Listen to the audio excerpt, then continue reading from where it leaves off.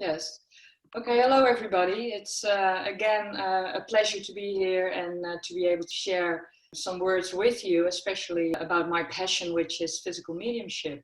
For those who don't know me, physical mediumship was not the start of my journey in mediumship. Actually, I started as a healer before I went into mental mediumship, and then eventually trance came into my mediumship development, and from that it became clear that I was supposed to develop further physical mediumship.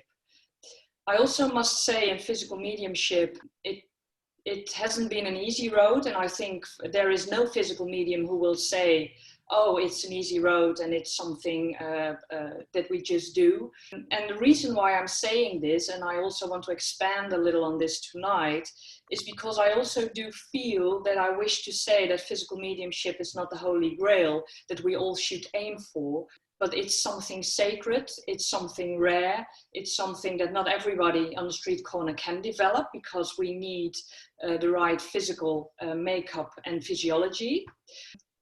But still, physical mediumship can be life-changing. And I sometimes wonder, and I'm just curious also to hear you all later, why so many people wish to develop physical mediumship. Because if I would have had a choice, I have given it a lot of thought. If I would have a choice, because I didn't choose to become a physical medium, let's say that first, I didn't choose physical mediumship, it chose me, or the spirit world chose me.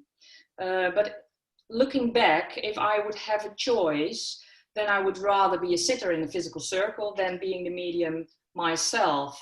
Also because of all the sacrifices we give, especially energy-wise, time-wise, but also health-wise. And I think a lot of people don't understand or don't think about those consequences being involved for the physical medium.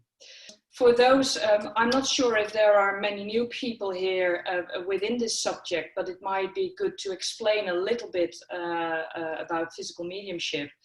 Physical mediumship, like I said, is a rare form of mediumship where the medium generally goes into a trance state. Sometimes a lighter trance state, but most of the times, and especially when we speak about a materialization mediumship, the physical medium goes into the deepest states of trance, sometimes even a catatonic state of trance. And most of the times, physical mediums, like myself, we sit in darkness in a cabinet, and the cabinet is used to build the energy and to contain the energy.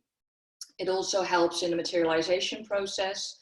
And what happens is that within the seance room, the spirit world is allowed to manifest in a physical manner or to produce physical phenomena. In the what I would call traditional way, and I'm not saying it's the only traditional way, but I would say when I speak of traditional way, I mean the physical medium producing ectoplasm. That's what I call the traditional way. In the traditional way, ectoplasm is being exuded by the medium, and in combination with the energy within the room, the energy of the sitters, the power that spirit provides, and again the makeup of the medium, that will create an environment for the ectoplasm, so that the spirit world can take that ectoplasm, manipulate the ectoplasm, and use it to either materialize, for instance, to create a voice box so that voices, objective voices, can be heard, or sometimes even to make ectoplasmic rods to levitate the medium. But ectoplasm is being used to produce the phenomena. But it's always a cooperation between the circle, the physical medium, and the spirit world. And what is most important, and for those who sit in a home circle themselves, it is most important to have that harmony within the circle, because without harmony, you can have a physical medium in the circle, but nothing will happen without the harmony and the right intent. If we take a look, and I'm slightly moving aside, but I will come back to the physical mediumship part. But if we all look at the purpose of mediumship in general, and also physical mediumship, then we should know that it's not all about the communication with the spirit world. It's not all about bringing proof of the afterlife. We are all on this path to heal ourselves first and to find God within, so that we can express the divine essence of who we truly are in everyday life and on every level. And I do feel, especially in physical mediumship, when we speak about this aspect of self and self-development and spiritual development, that is paramount. I do feel that in mental mediumship, we might be able to say, okay, this is what I can do. I'm going to a class or to a circle, and I'm going to develop myself, and I'm able to eventually give proof of life after life without having the need to look at oneself. But in physical mediumship, that's impossible. Because if we don't work on the self, if we don't help ourselves first in a spiritual way, then eventually our mediumship won't progress. Because I do feel that in physical mediumship, what you see happening in the seance room is not only coming from the dedication and commitment of the circle, it's also the development of self of the physical medium sitting in the cabinet. Physical mediumship, like I said, is such a rare form, but at the moment, to me personally, it looks like quite a lot of people are doing physical mediumship, or think they are doing physical mediumship, or have the desire to develop physical mediumship. And I think especially in these times, it is very important that we get that understanding right, that we get the development right, and that we discern. Physical mediumship to me is sacred. It's a sacred act, and nothing will bring you closer in touch with the spirit world than this form of mediumship. It turns you, in my opinion, from believing into knowing. But again, I also see a lot of misunderstanding and misconception about physical mediumship, as certain phenomena are classified as such, but in fact they are not. So there is a responsibility for us to bring that understanding. I realize that physical mediumship is vast, it's not only a direct voice, it's not only materialization. Actually, those two are the most rare forms within the whole field of physical mediumship. But there is so much more, and I'm very much aware of that. But still, I do feel that we all need to get it right and to understand what we are actually doing, because in my opinion, that's also the way to for physical mediumship to survive. So saying this, I'm not saying, or I don't want to discourage anyone to sit, because I do believe that sitting for the spirit world is paramount. It's most important to give your time to them so that they can develop you, because there is no teacher in the world who can make you a medium. Only the spirit world can do this. But I think it is important that we understand, and I had to learn to understand it myself, to sit in the right way and with the right intent. It's not about what we think we should be. It's not about what we think we are. It's about what the spirit world sees within you as an ability to be unfolded. And I think that's also the way forward in development.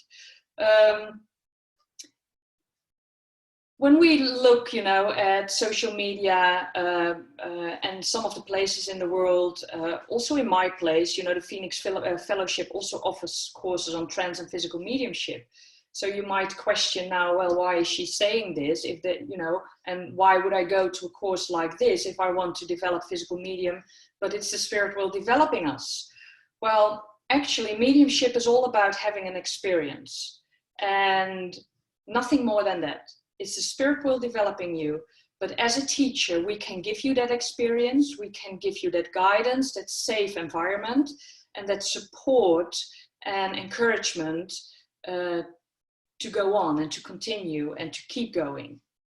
And it might be a wonderful stepping stone for you to take you further down the road of either physical mediumship or trance or healing or whatever the spirit world wishes to develop. And that's why I said in the beginning, physical mediumship is not holy grail, because there are so many great aspects within mediumship. You know, they are just as important. But again, as a physical medium and also as a teacher, I do feel in a way that it is my responsibility at the moment to share this with you and also to stand up for the true expression of physical mediumship. So that's why I'm sharing these words with you. Like I said, I never planned to be a physical medium. I planned to go and to start a circle years ago. I think it was a few years after I started doing mediumship. I think it was in 2009 or 10 that I started a circle, but not a circle for myself. I started as a circle leader for another medium who was hoping to develop physical mediumship. We sat for 2 years and nothing actually happened at that time, other than that then there was some phenomena all the time around me, but I didn't understand at that time.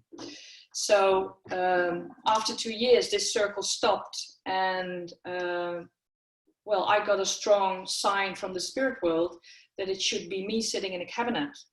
And at first I didn't want to, because I like to be in control, and in ways, in mental mediumship, in healing, you know, of course, mediumship is about surrendering, but not to the degree as you have to do when you develop trance or physical mediumship. That's a different ball game.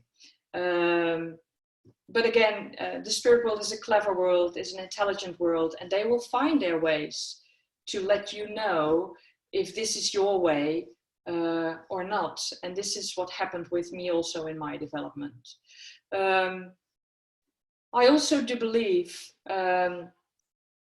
that physical mediums are born. But I also believe that when we look at energy-based phenomena, for instance, that those can be developed with a group of dedicated people sitting in harmony together and in love for the spirit world. You can never separate the traditional way from the energy-based way, because even in the traditional way where the physical medium produces ectoplasm, still there might be some phenomena being created in a different way than with help of ectoplasm. So you can't be, you know, completely black or white, but within time it will become clear in what way the spirit world is able to develop you. And it became quite clear to me within a few years also after starting sitting in my own circle. So this is a bit about the things I want to share. I do realize that we have some challenges in physical mediumship, that we do have some problems in physical mediumship. But some of the problems are of all times. You know, for instance, throughout the ages in modern spiritualism, physical mediums, I should say, have been accused of fraud and trickery. That's something we have to deal with, because most of us work in darkness. And there will always be those people who will never believe what is taking place because it's beyond what they can accept. Also, we have to deal, and this is something that every medium, I feel, has to feel for themselves, is the difference between, let's say, celebrity and spirituality. The difference between spiritualism and materialism. Because we see in this society where we are living now, many people hope to develop quickly. My dear friend David Thompson would call it McDonald mediumship, because many are hoping to develop quickly, and physical mediumship doesn't know any shortcuts. But also we should be very much aware, not only in physical mediumship, but in general, of the danger of money and power. And we should keep our endeavors spiritual. We should keep our focus as a circle spiritual. And I feel that is important also.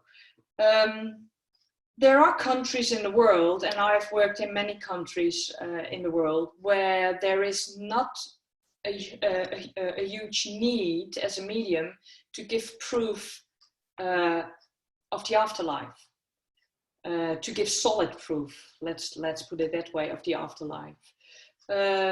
So that can cause a problem in a seance room, in physical mediumship also, because this is what they see, and they are not educated well enough on the phenomena and terminology with physical mediumship. If we take a look at television and the media, I think that every country has or had programs where mediumship was broadcasted in ways. Some of them perhaps helped in a way to open up people, but I also know that in some cases it created a totally different picture of what actually real mediumship is. So we also must be aware of that. Seances need to support spiritual progress and growth. They need to support healing. And I think that should be paramount in every seance, and also within the development of the physical medium and the circle. We should be aware as circles, as developing mediums, because I do feel I'm still developing. We are all still developing, and I always say to people, you will be the best medium on the day you die. So in other words, we will always develop. But we should always be aware also within the circle of lack of harmony and brotherhood and love and support. We should have an open mind. We should stop creating barriers for the spirit world, because those can create unsuccessful seances. And if unsuccessful seances are created, what happens often, and that's what I've seen over the past years, is that the physical medium is blamed. But we forget the importance of the sitters within the seance room. So those are just a few challenges or problems, or whatever you want to call them, that I see at the moment within the world of physical mediumship. So I'm not sure if there are any questions, or if you want me to expand on anything further.